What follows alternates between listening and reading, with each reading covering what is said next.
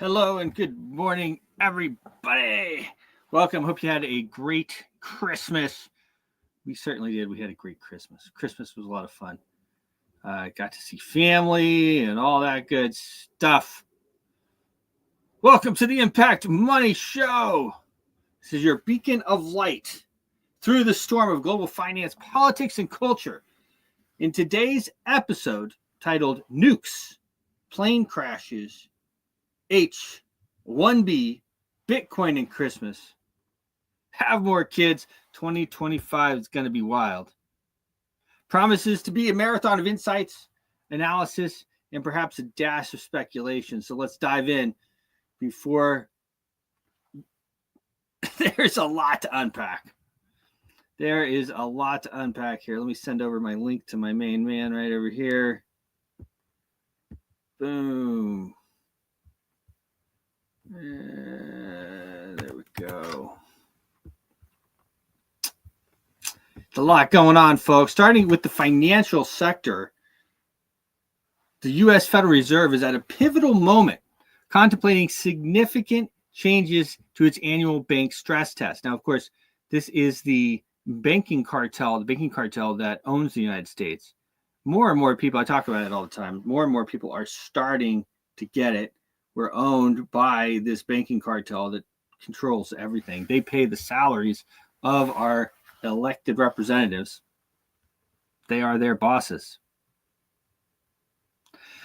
This comes at a time when banks are wrestling with unrealized losses in their bond portfolios, a scenario that could either be a precursor to more robust financial stability or a harbinger of systematic risk.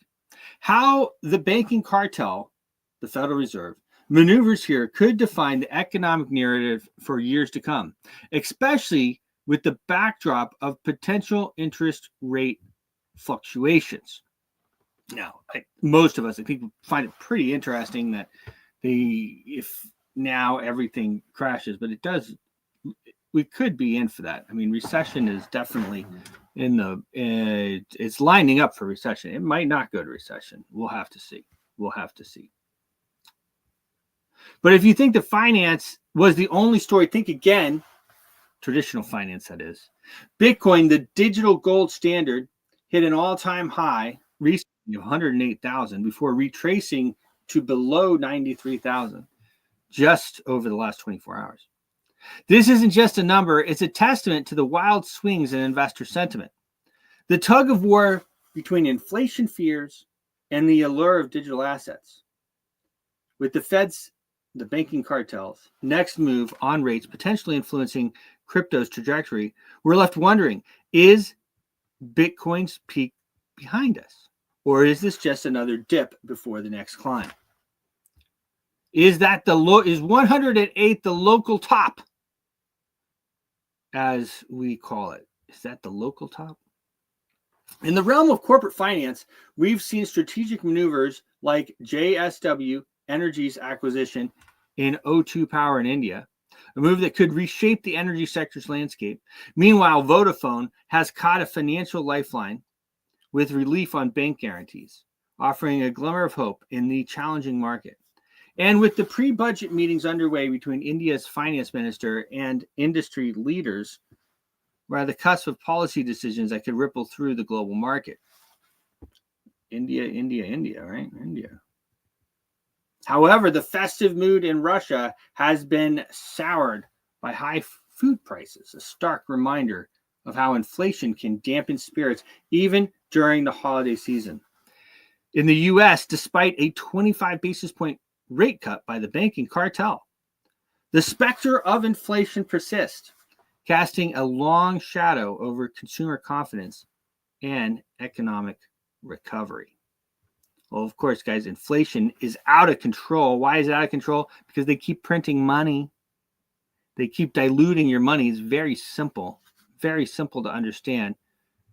Even people that don't understand finance can understand that. My 14-year-old can understand it. Now let's pivot to a story that's as explosive as it sounds. Reports of Israel potentially deploying tactical nuclear weapons in Syria. Radiation readings Seismic disturbances and a flurry of online speculation have fueled a debate on the implications for global security. Of course, as you may or may not know, Israel is not supposed to have nuclear weapons. But everybody pretty much agrees that they have them. Pretty wild. And of course, John F. Kennedy, the great John F. Kennedy, said we're going to go in and inspect and see if they do have them. And of course, he was dead. I think weeks after that. Nuke. So by the looks of it, and from what I see, this is probably a nuclear weapon. It's pretty wild here. I'll share.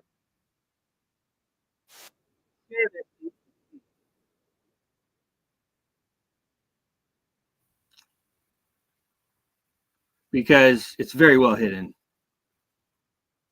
Most people are not able to see it. Here you go. This is the bad boy right here.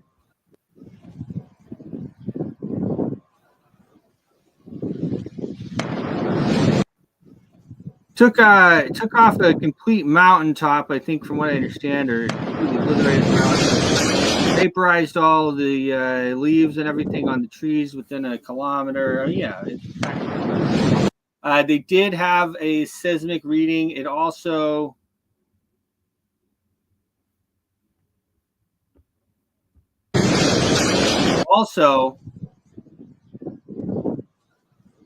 registered on the Richter. That's pretty wild, huh?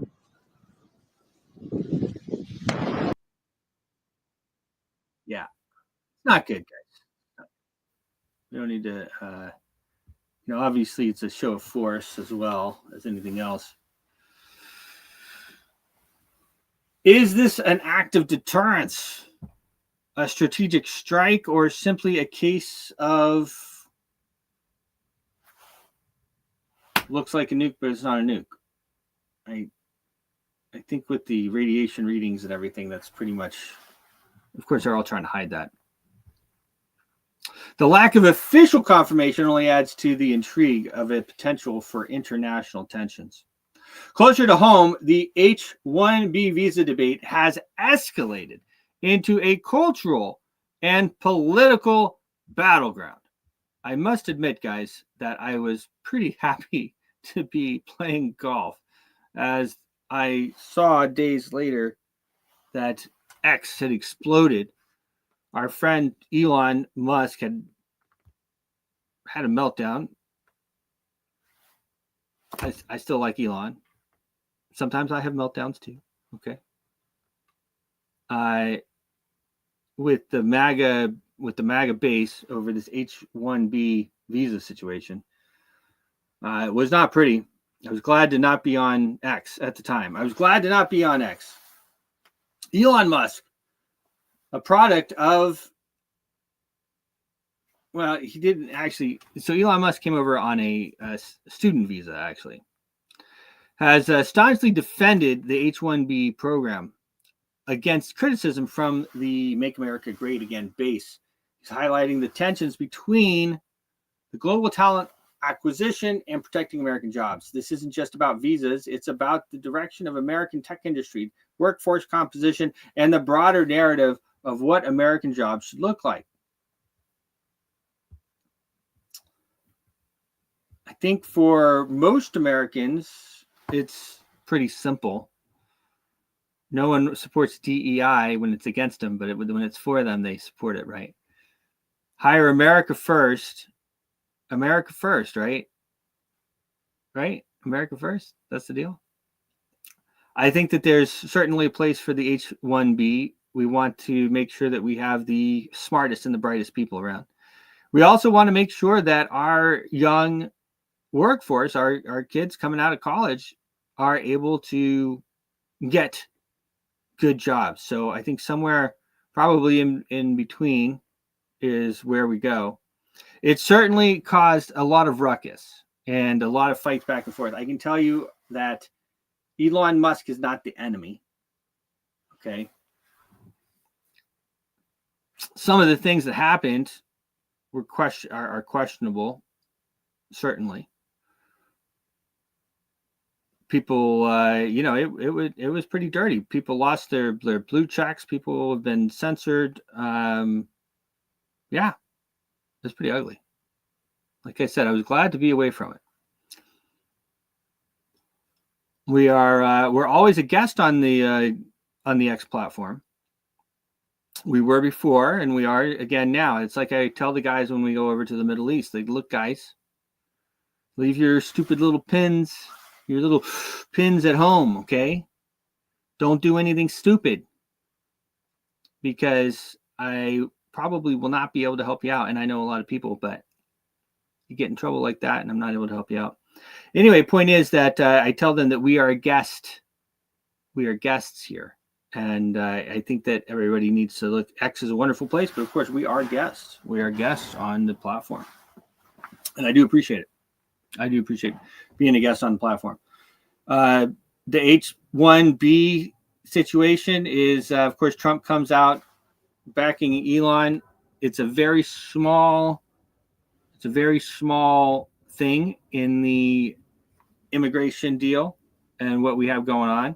I think that if we actually do ship back millions and millions of illegals who have entered the country, that it won't even be a conversation. Okay? And that's what I think. I think if you do the other stuff that you're supposed to do, then H-1B won't be an issue. You want to bring smartest and the this people. To be frank, it's not really good for either country, probably. Definitely not good. India, I guess, is where a lot of them are coming. Poor India. All we're doing is taking their smartest and brightest people and bringing them over here. And I would say that not investing in our own people is not good either. So I would tend to say that the H-1B visa program is not conducive to a strong country growth. But that being said, I'm sure having the best and the brightest from everywhere else, it also has its advantages.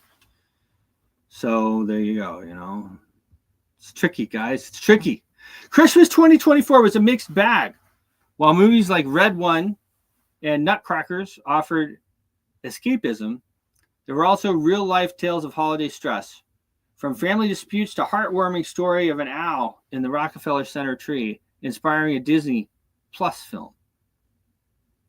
It's a microcosm of how the holiday season reflects our societal joys and frictions. We had a wonderful time, of course, with family. And we also had a wonderful time. I'm glad they brought it to light, but you're correct, Bruce. It's not the main issue. Good morning, sir. H-1B, that is. Yes, sir. I agree with you.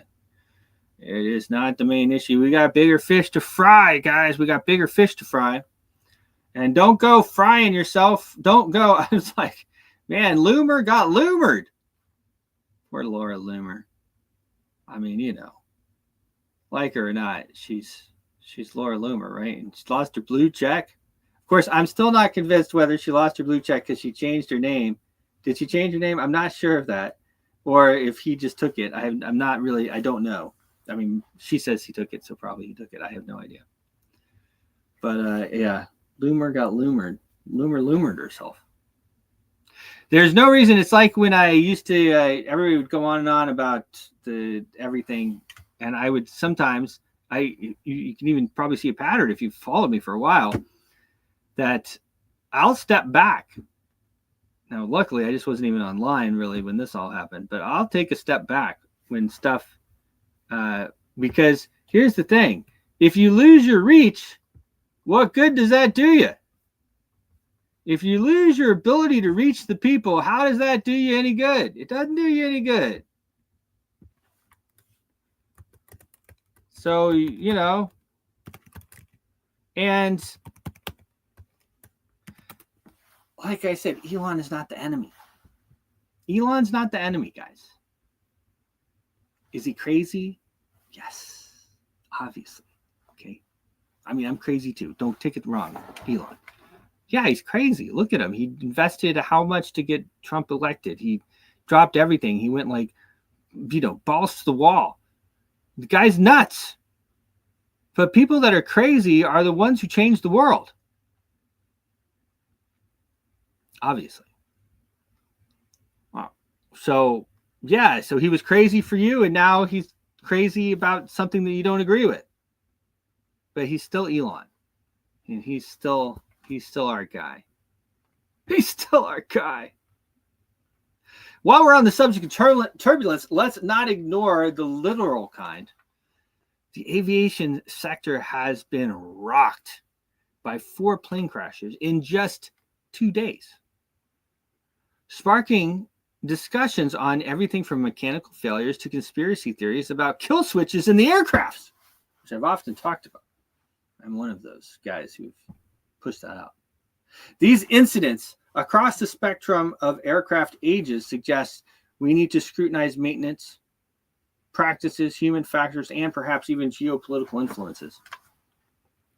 So the kill switches, all the new cars, and this was like, if you said this, you were really in trouble for a little bit if you didn't say it. But all the new cars have a kill switch in them.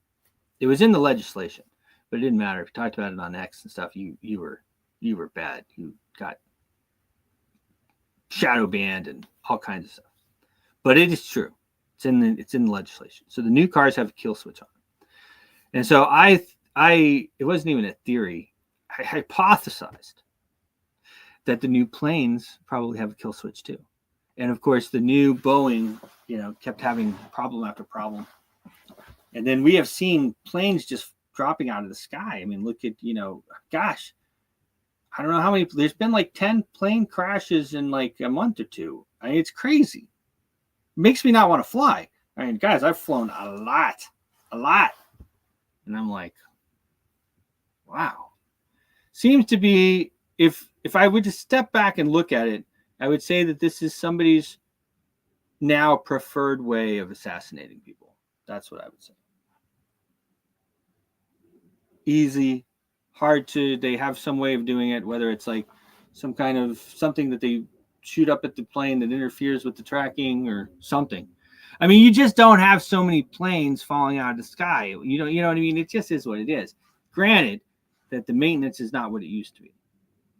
I had a good friend in my younger years who's not with us anymore. And he was a flight attendant for Delta or something for years.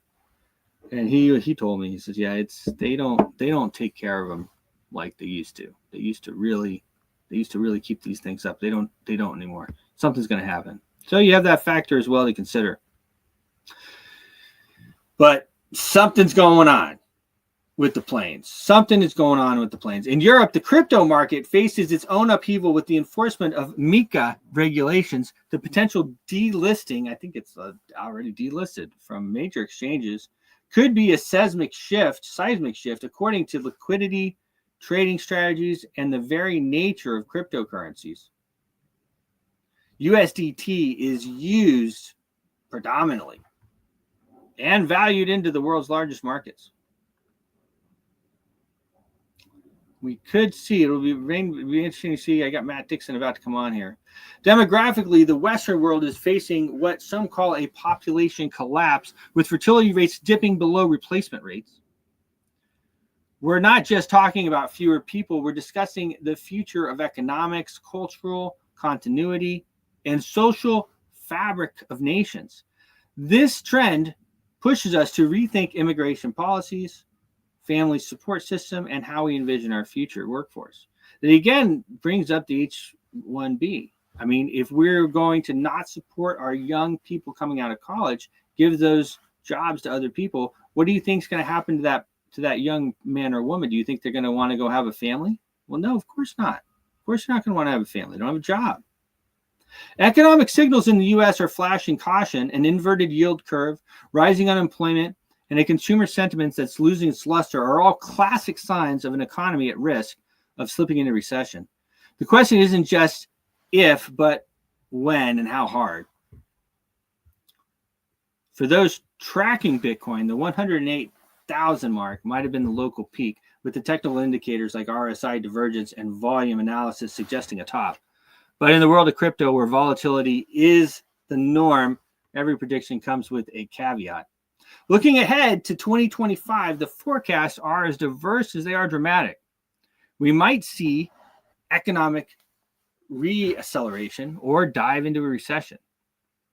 Witness AI and robotics redefine our daily lives or navigate through heightened geopolitical tensions. The advice to have more kids could be symbolic, urging us to invest in the future, in innovation, and in resilience. But we do need to have more kids, that's for sure. So as we stand on this precipice, looking into what promises to be a wild 2025, let's prepare for a year of transformation, challenge, and perhaps a great opportunity. Stick with us as we delve in deep into the narratives and more right here on the Impact Money Show. I have with me here the great Matt Dixon. Sir Matt, how are you? Hey, good morning, Bruce. Merry Christmas to everybody. Well, Merry Christmas to everybody. But we're just closing out the year, aren't we? Today, tomorrow, closing it out. So we'll just have a bit of a summarize of where we're at, what the potential issues are. You've covered a lot of them now. Very, very interesting. Condolences about Jimmy Carter. He died yesterday, didn't he? He did. Yeah, thank you. 100 years old. That's a good age. 100 is a good time to go. I feel like, I want to go longer, but if you did 100, I think you did all right. Yeah.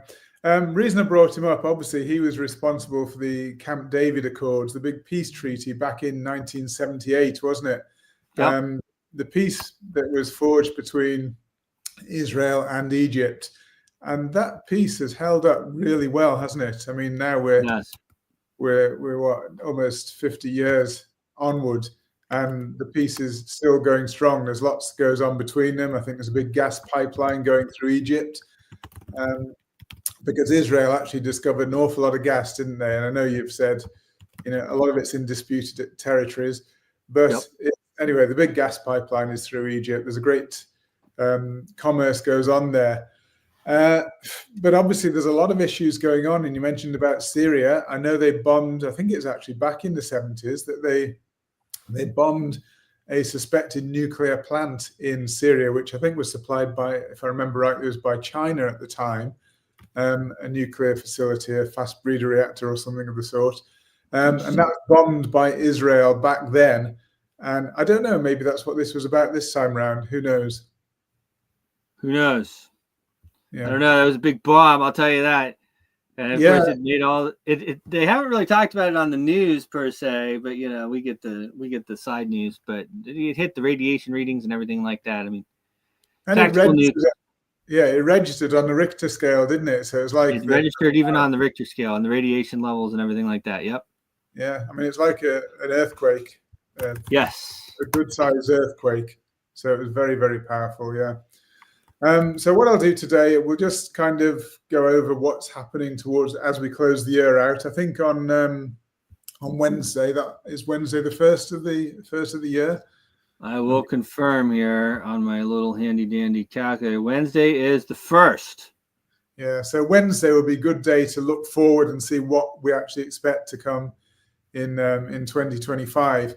But for now, there's a lot going on. As you said, all those issues, inflation. I mean, inflation is one big issue, but then on the other hand, as you say, you've got high inflation, then you've got high unemployment, you've got inverted yield curve, and you've got almost record delinquencies on credit cards in the US now. Well, and they've been charging, from what I understand, a lot on these credit cards as well. It's one of the things that Trump ran on, even that he was going to make them, they couldn't charge more than 10% or something, but they're charging 20, 30, 40, 50%, I guess. I mean, the ridiculous numbers. People can never get themselves out of this stuff. Yeah, so you've got the credit cards, the student loans. It's a big problem. So if you've got rising delinquencies, it's not just the credit card debt itself, it's actually the delinquencies now that are rising. That is a big problem. It's a big drag on the economy. The economy has been supported by debt, as we know, by just creating money and creating debt. And if people are now, there are now delinquencies, record delinquencies on that debt, That's surely got to be a bit of a warning sign. And as you said, there are the warning signs. We may just touch on those charts maybe for the outlook for 2025. It's going to be, there's possibilities and there are probabilities. And at the moment, there are a lot of concerns. So if we just look at the Bitcoin chart, as you said, we've come down quite a lot from that 108 level. Yep. Currently on 93. Actually, a few moments ago, it was showing 92,000 something. It's highly volatile. We're in a thin liquidity period during this Christmas holiday period. It's thin liquidity. So you see some quite sharp moves. I mean, I watched Solana, as you know, that's been jumping from sort of 182 to 198. Big moves on pretty thin liquidity. So it's a dangerous time to trade. And I prefer, as I said, before the holidays really started, I said maybe time just to take a rest, actually enjoy the holiday, enjoy the family time, and wait until there's more liquidity back in the market. I mean, at the moment, we're in what are typical kind of consolidation patterns. So we can see this choppy movement here. I've got it labeled ABC at the moment. It could even continue sideways for the time being, but we've got choppy sideways movement. So the all-time high there appeared to be at the culmination of what looks like an ending diagonal for Bitcoin. It doesn't mean it's the very end. It could be just a local top at the 108, as you said. But on this particular cycle, this particular phase of the move, it looks like an end of the current move. And then we get a correction. And either it's an impulsive move down or it's a correction. At the moment, it looks corrective downwards. It's a bit difficult to say, but I think we have a corrective move down. But we may well still have, because this is corrective sideways. I've got it ABC at the moment. It could even turn into ABCDE, or there's a fair few variations, but it looks corrective.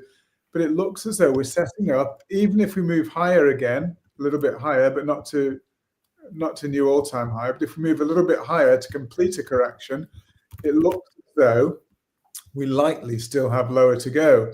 And there are a lot of concerns on the horizon that we've already touched on that could do that. So I do think that for now, that local high of 108,000 on Bitcoin will probably stand for a little while longer. And I think we're going to see further corrective movement.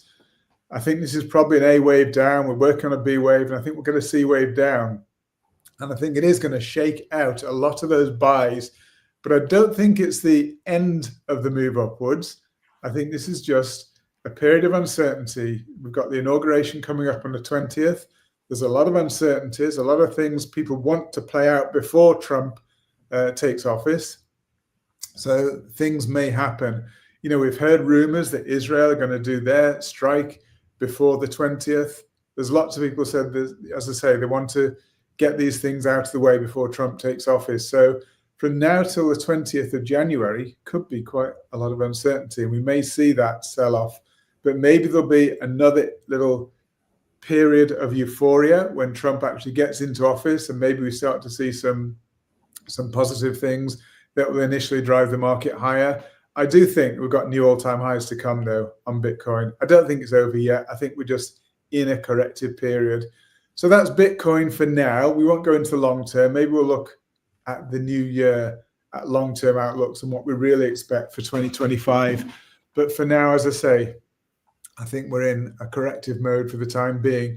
And that kind of aligns quite nicely with the DXY, the dollar index. So the dollar peaked. Let me just scroll out a bit to show you.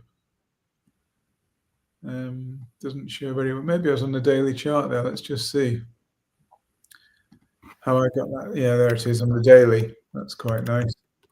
So we can see there a couple of clear divergences on dollar index. So, well, the first divergence we have is up here, telling us that dollar index, this is regular bearish divergence, by the way. It's where you have higher highs in prices and lower highs in RSI, telling you that the high was not supported by volume in the market.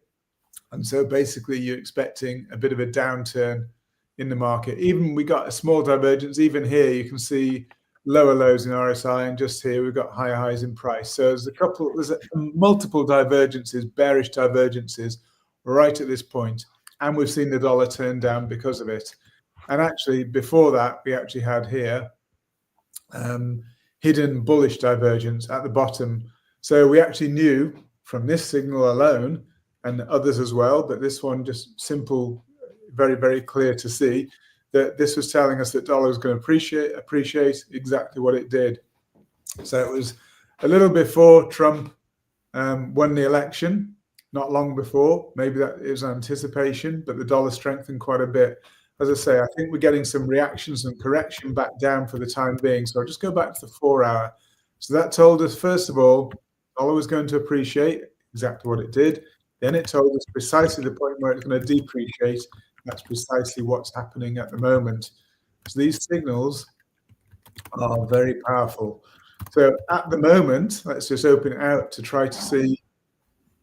There's the signal we had.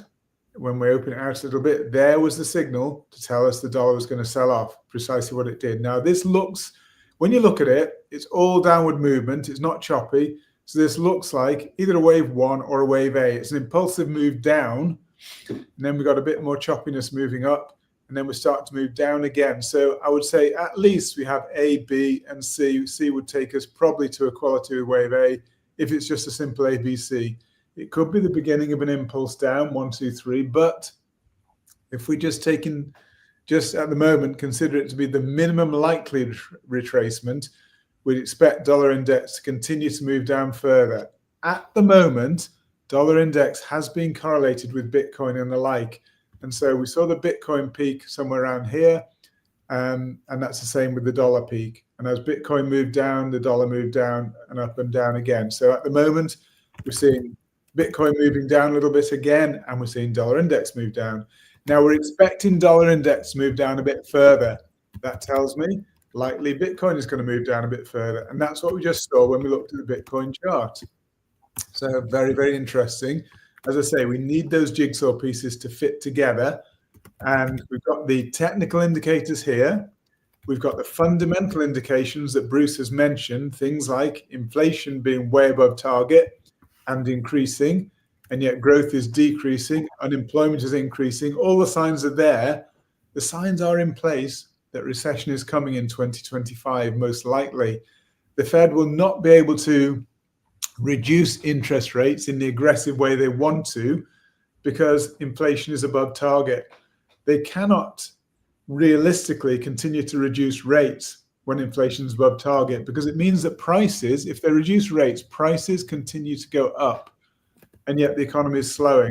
It's counterproductive. They've got a real problem on their hands, and this has been brewing for a long time, hasn't it, Bruce?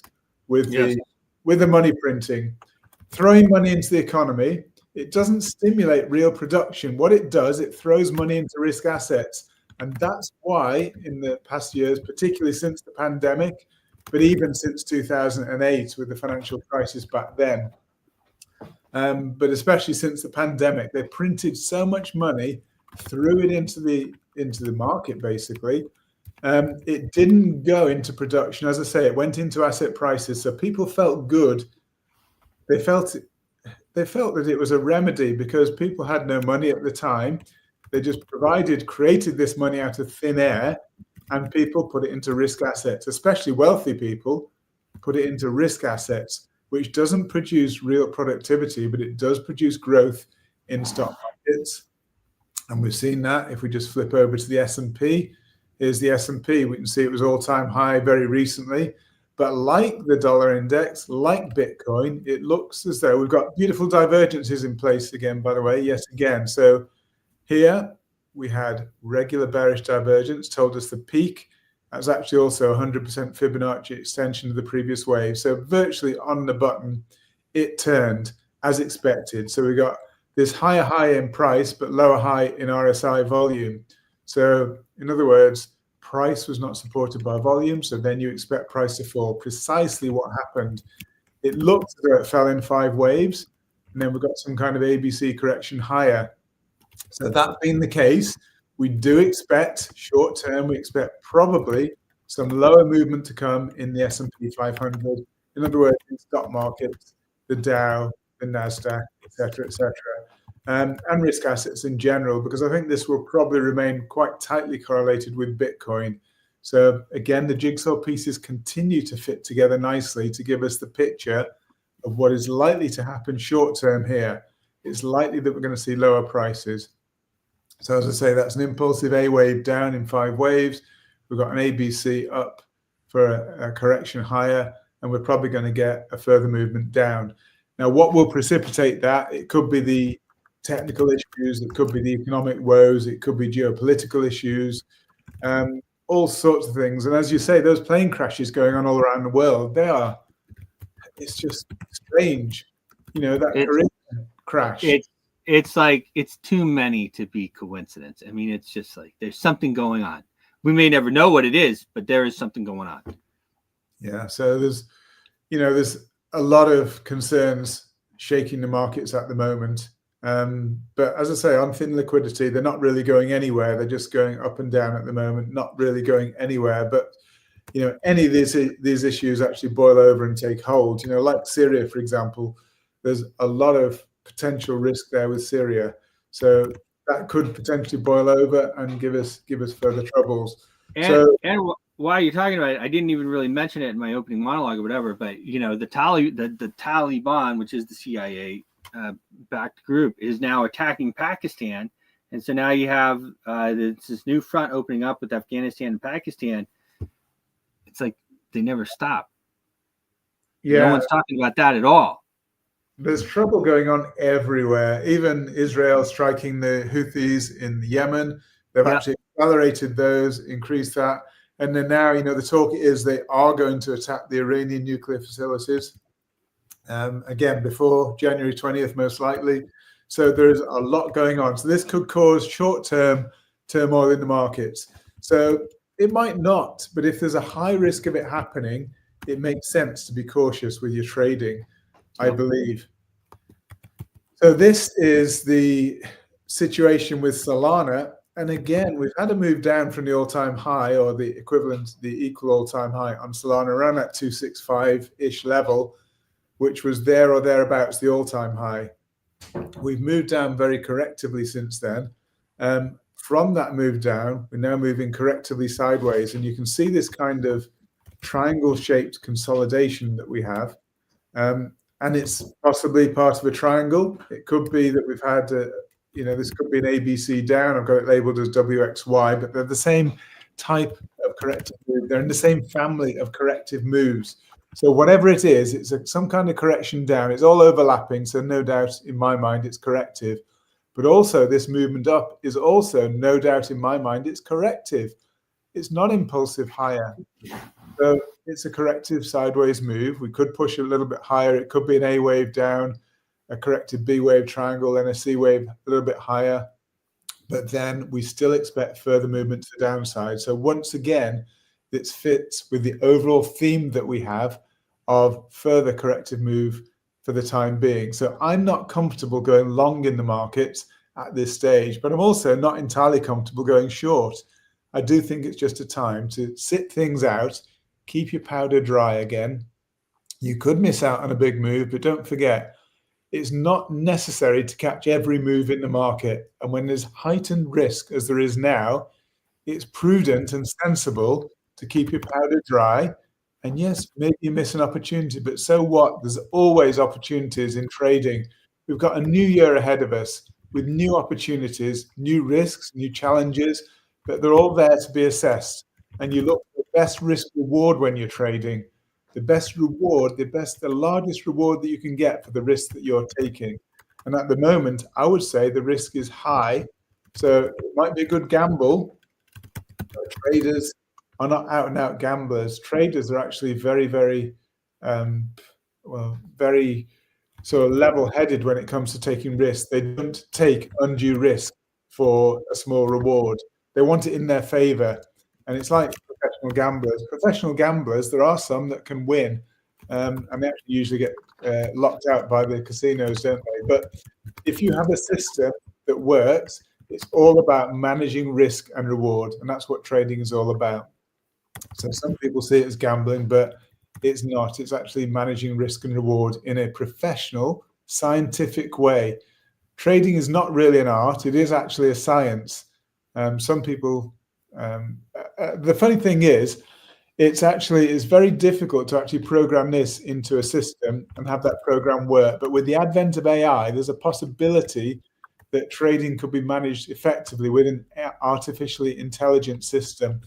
The reason traditional algorithms don't work are the moment you program a system that works, the market changes to make sure it doesn't work, because the market naturally works against you. So that's why to date, algorithms have not been that good at providing trading profits. But who knows with the advent of AI? And that's why even today, that actual traders, human traders, usually top human traders that are usually outperform top mechanical systems, algorithms, etc. Algorithms can work very, very, very well for a time, and they can work well in a quick rising market, but they're not good when circumstances change, when the environment changes. But that again could all change. You mentioned about AI, what's going to happen. There's so many things on a technological side that could change, and that's what I say, there's uncertainty.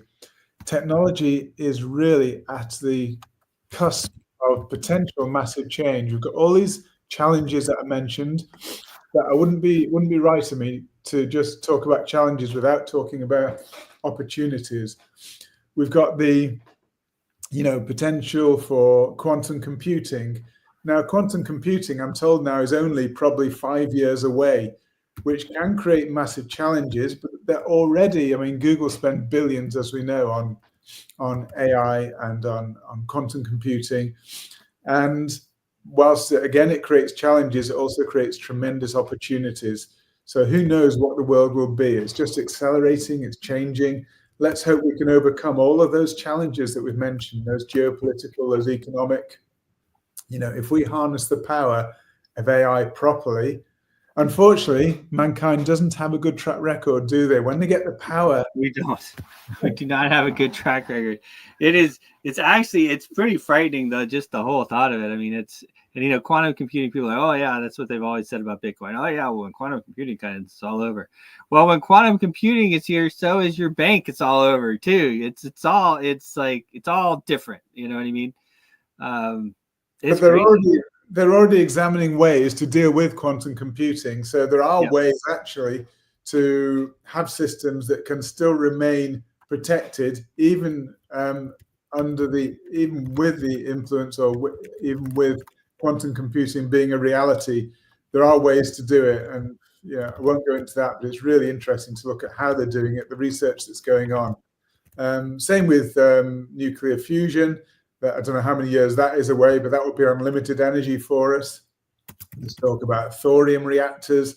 There's been a lot of research there. They've got, there's lots of potential there. Energy is always a big problem for mankind. And if there's limitless energy for very, very low costs, that again could be quite a game changer. Could equalize, disparities in power. And then, as you say, we talk about the problem of, you talked about the problem of there's not enough children being born. That's true. We see it particularly in Japan, for example. But then also just think about it. Maybe it's not such a problem. If AI does really become a thing of the, not just of the future, but a thing of today, then more things will be done with robotics. We don't need all these young people to be working. Because it'll all be done by robots. It'll all be done by AI. So why do we need so many new people coming into the world? We actually probably want more of a balance. We don't want the world population to continue to grow and grow and grow. There are only so many resources. So maybe AI is actually the solution, Bruce. Well, I think what we're going to have is a mix. You're going to have the AI and the humans that are mixing. I think that if human population continues to not grow, then, if you're not moving forward, if you're standing still, you're going backwards. So I would definitely say that we keep wanting to grow the population. But I hear your point. But I think that what we're going to do is it'll be mixed. We're going to have, what do they call it? Transhumanism. People are going to be partially, I mean, it's not far at all. It's not far at all. You already have Neuralink.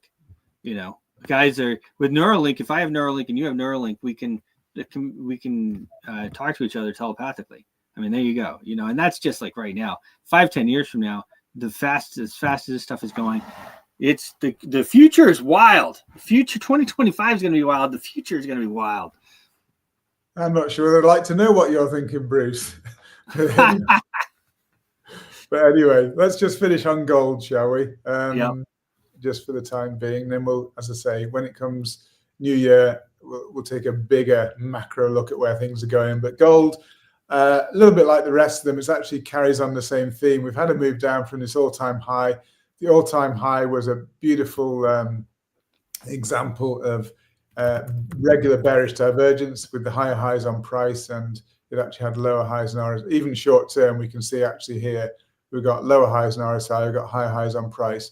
So as I say, even if we look at the very short term, we'll just draw it in here from that peak that we had there to there, we've got higher highs on price, and we've got corresponding lower highs on RSI. There. You can see what I'm talking about there anyway. So that told us that there's big fall in the gold price. So it's very, very easily predicted just using, again, this very simple indicator. Never good to use one indicator alone. We use multiple indicators, but just here's a very simple one. Just straight away it told you there's a peak here. And we actually had long-term bearish divergence and short-term bearish divergence coinciding exactly the same point. That was a strong sell signal for gold. So it told us gold was going down. At the moment, it's looking corrective sideways. So it tells me there's likely to be another push down.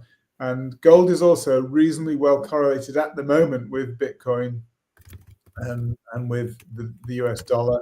So it's a risk asset still. I mean, I know it's a store of value, but it's also, remember the financial crisis back in 2008, gold still fell in value. So if the markets are falling, less money available for investment into assets, so maybe gold will fall as well. So I think they're all tied together for the time being, as we're seeing a potential slowing of the economy. Maybe we'll see a further push down in gold. So if it's a correction, A, B, with a C wave down, then that means it's not the all-time high. There's another high yet to come because the impulsive direction is higher. So the impulsive direction is from, again, if we scroll out, we can see that the main impulsive direction is definitely to the upside. This is just a correction, ABC correction down, and then we would expect further movement up. So again, just to summarize, I think short term, the risk is we're going to see more choppiness. There's risk for downside, but I still think we're going to see new all-time highs in most assets sometime in the new year, in 2025. But what we'll do, as I say, on the Wednesday, I think we'll look at the outlook for 2025 and just see what the macro picture is from there. But yeah, that's it for today, Bruce. Hope it helps. Look forward to catching up, especially I'm looking forward to the new year so we can have a look for those macro themes. And awesome. Yes, it is going to be interesting. A lot going on. Thank you so much, Matt. Thank you, Bruce. Thank you, everybody. God bless. Bye for now. Cheers. Great, Matt Dixon with the Market Watch Report, world-class reporting that we do here on the Impact Money Show. We do it every day, Monday through Friday. Pretty much, you know, sometimes I did take we did take some time off during this Christmas holiday, but after a year doing the show, we thought that it was pretty nice. Got some good time in on the golf course and good time with family. I hope everybody else did too. It was a lot of fun. I do have the prices scrolling down here at the bottom. Those are the current prices of crypto. We'll be doing a lot more of that as we move forward too. I tell you what, this next 20 days, the next 22 days is going to be really important. You're going to see, you heard what Matt was saying. Of course, Israel is trying to get a lot of stuff done before the new administration comes in. I think Syria was obviously part of that. They wanted to get Syria done. Trump probably would not have supported ousting Assad. So they wanted to do that beforehand. Now, this war with Pakistan, I think, is remarkable. I think it is should not be, Pakistan, as Johnny mentioned, is a nuclear power. And of course, Israel's nuclear power. And they'd already, that looked like a tactical nuke to me. It registered radiation. It registered on the Richter scale. It looked like, we have to be just, it looks like, it walks like a duck. It looks like a duck, quacks like a duck. It's probably a duck, right? So they're already using nuke. And for what? Syria's Assad left. I haven't even really figured out why they're bombing the place, except to bomb the own forces that they back. I'm not sure. But anyway, tactical nuke, a nuclear weapon seems not the way to go over there. So now maybe they did that to warn Pakistan that they'll do it. I'm not sure, but I think that front is heating up big time and people are not paying attention to it. I actually had my theories about all that as well as I caught up with all of the shenanigans on X about the H-1B visas and the meltdown and everything like that. All of that could just be so that you don't notice that they're dropping nukes in Syria and that we're opening up a new front of the war. The Al-Qaeda is opening up a new front in the war, and we're going in and going after Pakistan.